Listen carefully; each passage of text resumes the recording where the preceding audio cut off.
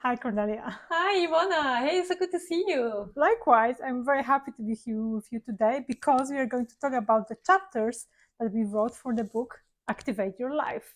So I'm very curious to learn about your chapter. Could you please share with us the title and the main idea behind this? Yeah, sure.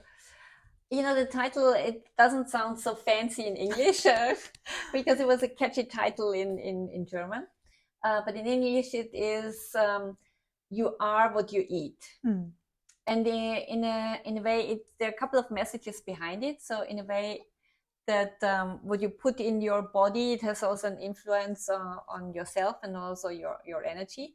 And it's also about that now there are so many people, looking after their nutrition, organic food, vegetarian, vegan, Mhm. there's so many trends. Um, but I think the main message is you don't need to follow trends, but you need to figure out what's good for you and your body, Mhm. because we're all unique, we are all special.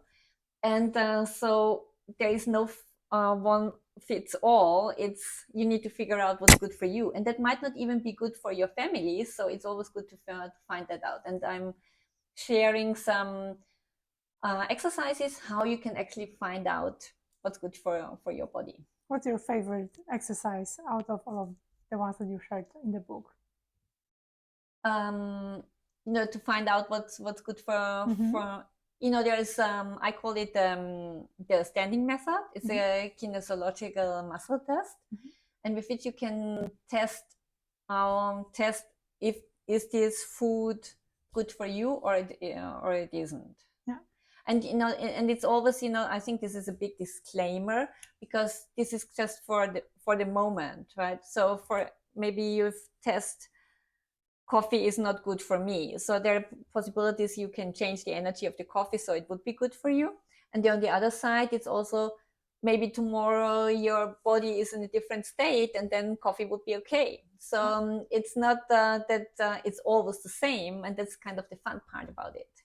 That's fascinating. So what's your book about? Your chapter about? I want to know. The title of my chapter is Creative Bites, the Dance of Ideas, Sky and Trust. And here I describe the power of creativity, of course, that's my favorite topic, but also I share what I observe about the power of safe spaces. That it's very important to create for us safe spaces if we want our inner intrinsic creativity to flow, when we want to develop ideas and solutions in general that are lasting. So that's the main idea behind my chapter. So anyway, you were saying to really be creative, you need to be in a safe space. Absolutely. And there are three components related to that, that exactly the dance of ideas, sky, and trust. What it means basically is, when we talk about ideas, I call them three golden rules of creativity. When we talk about ideas, we talk about ideas being always good ideas. So there's no such thing as bad ideas. That's the kind of the foundation of anything that we create, or of any creative endeavors. The second part, the second golden rule, is sky, which means you can be very wide with your ideas because even the sky is not the limit. And the third one is trust, which means, I always say, what happens here stays here. But it's basically creating the trustful space for people to really enable them to be very creative. So that's the three golden rules. And when we have this, we really create that space. We really create a space for people to let their creativity flow. And for me personally, it's very important because I observe that we are educated out of our creativity during our schooling years. So when we are older, you really need to put effort and intentions into bringing your creativity back to the surface, and that's why I'm so passionate about this. I can completely relate to that, because I think we were also trained not to listen to our body, right? That's true. Yeah, so that's it's just kind of seen as a machine that needs to function. And even if you see your body as a machine, you still need to put in optimal gasoline into it so it works properly. And the better you take care of it and understand the needs of your body, the longer it lasts in a really healthy condition. Yeah, that's kind of the idea. Absolutely. And the And same is, mhm. for creativity, the more safe spaces we have, the more safe environment we have workplaces or in the schools, at the universities, the more creative you are becoming. It's like a muscle. You're creating and developing the muscle over the years of practicing. And so, are you sharing in a way how you can create a safe space? I'm not doing that. I share about the three golden rules, kind of the foundations for that, but I do share a few exercises how you can tap into your creative potential and practice the skill. So, but can everybody, do you need to go to a place, or at the beginning, is it easier if you go to a place where there's a safe space, or can I create the safe space for myself? Both. Actually, that's a very great question. You can do the Metaphoric?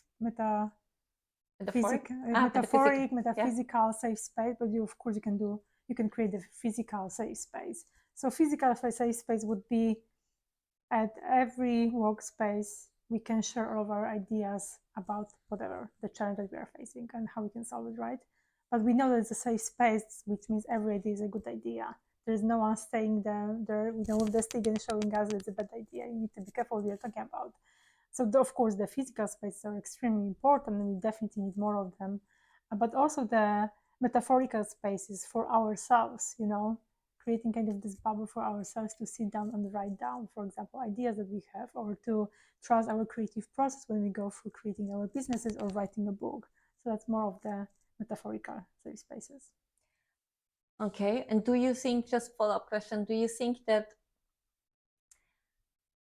maybe that there is not, I wouldn't say better creativity, but maybe let's say more powerful creativity when you're in a space with others? Do you think you would achieve a higher optimum, or than when you're creative on your own?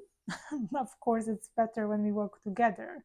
Of course, we are also intrinsically unique, that the more creative ideas we bring together to the table, the better in a way they are, or the more opportunities we have and more diversity of the ideas we have available. So that's for sure. But I think in this case, as in case of food, for example, what you mentioned before, it's very important to first work on yourself and to get to know yourself creatively, who you are as a creator, how do you create, what are you, the tools or the talents that you have on the creative spectrum, because then of course you can serve better when you know yourself on this way better.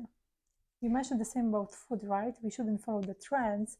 Even if we cook in our families, the same food, maybe the food is not good for us, right?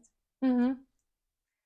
And I was just thinking, because like the way I grew up, yeah, like creativity was quite limited. It's either painting or dancing or singing or composing or whatever. But what I've learned with you is that creativity is so much, it's a huge space. Everything in a way can be creative. Absolutely. I always say creativity is everything, because what we create in our lives, in our businesses, with our thoughts, with our actions, it's really creative. And I also uh, just saw recently a quote that life is an art, and that's true. And art is creativity, right? So when we consider life from this perspective of creation, then things are just getting so much more better and so much more joyful than before, when we consider the life just from the perspective of our mental minds. Yeah, you just were kind of stealing my quote I'm using all the time. Like, Really? yeah, no, in a way, no, I use it, of course, in a different way, saying that everything is energy, right? Okay. So now maybe we can agree everything is creative energy. Exactly. Hey, high five on that. Yeah. Yeah, but in a way, yeah, you see it from the creative perspective, and of course, there's no right or wrong, right? It's just we all have our filters, and most of the time it's the same thing, but we just see it from a different angle. Yeah. Absolutely, Yeah. yes. And as you're saying, you see it from the creativity angle, and I see it from the energy angle. But in general, the goal is to get better solutions, and also bring more joy, and show people how they can either manage their creativity or their energy. So Absolutely. And I think at the end of the day, the goal is to become more of who you truly are exactly, with both, methodologies. that's true. Yeah. I think we can keep this as kind of the final quote. Absolutely. It was such a great pleasure to talk to you today, Cornelia. Thank you. Thank you, Iwona. It was so much fun and lots of energy and creativity. Lots Thank of you. creative energy. Exactly, to all of you. Yes, exactly. Please share what's your creative energy. Would love to hear. Yeah, thanks.